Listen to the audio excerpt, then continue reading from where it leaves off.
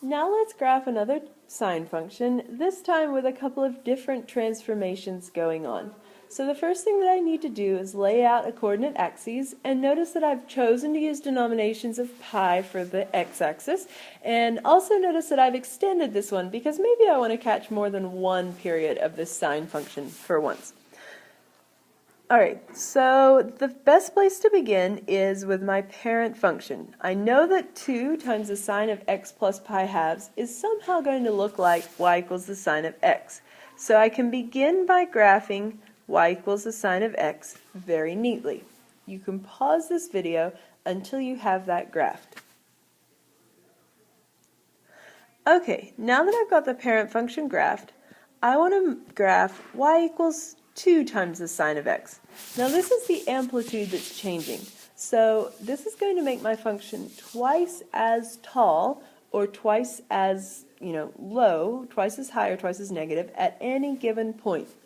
So the points at 0 are going to remain at 0, and the points that are at 1 are going to be twice as high, and the ones at -1 are going to be twice as low.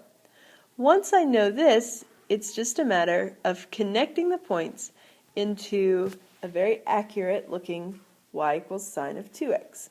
So pause the video until you get that done.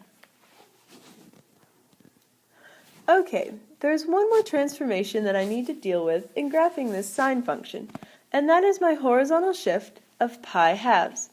Now we know the horizontal shifts are the opposite of what they appear, so every point on my latest graph, on my blue line, needs to shift pi halves to the left. So I use critical points. I still pick on those points and I just move them pi halves to the left.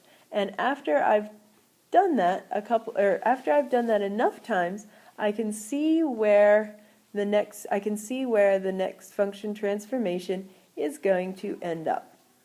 So pause the video and see if you can graph this one on your own.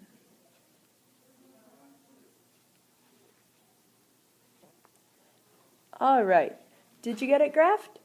Now, this is a bit of a mess unless you've just been drawing lightly with your pencil. The reason that you and I can tell what your final product is in this case by color. But if you're using one color, you need to use a dotted line or make it much darker so that you can tell what the final transformation looks like.